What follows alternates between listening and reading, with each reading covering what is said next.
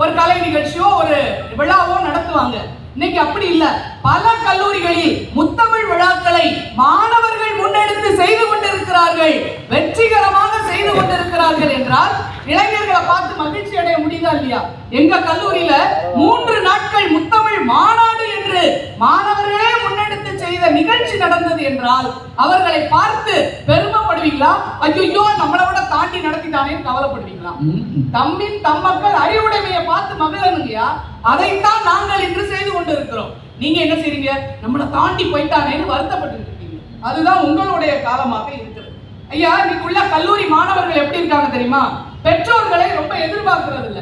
கிராமத்து பகுதியில பெற்றோர்கள் ரொம்ப ஒண்ணும் செய்ய முடியல, அவங்களால ஃபீஸ் கட்டுறது இல்ல, பிள்ளைய படிக்க வைக்கணும். சில பெற்றோர்கள் இருக்காங்க. ஆனா மாணவர்கள் என்ன பண்றாங்க தெரியுமா?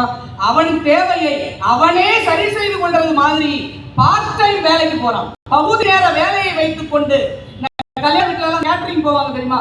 அந்த மாதிரி வேலையை எடுத்து செய்து கொண்டு அவனுக்கு வேண்டிய கல்லூரி கட்டணத்தை கட்டிடுறான், தேர்வு கட்டணம் கட்டிக்கிறான், தன்னுடைய செலவை பார்த்துக் கொள்கிறான் என்றால் இதை பார்த்து நம்ம மகிழாம வேற என்ன செய்ய முடியும்னு நினைக்கிறீங்க? நம்ம உதவி செய்வது ஒரு பக்கம் இருக்கலாம், அவன் தேவைகளை அவன் செய்து கொள்வதையும் நாம மகிழ்வாக பார்க்கணுங்கிறதா எங்க வேலை. நடுவர் அவர்களே, இளைஞர்கள் இருக்கிற இடம் தாங்க கலகலப்பா இருக்கும். கலகலப்பா இருக்கா இல்லையா? மகிழ்ச்சியா இருக்கா? வயசான ஆளு இருக்கிற இடமா இருக்கும். ஒரு காலத்துல பொங்கல்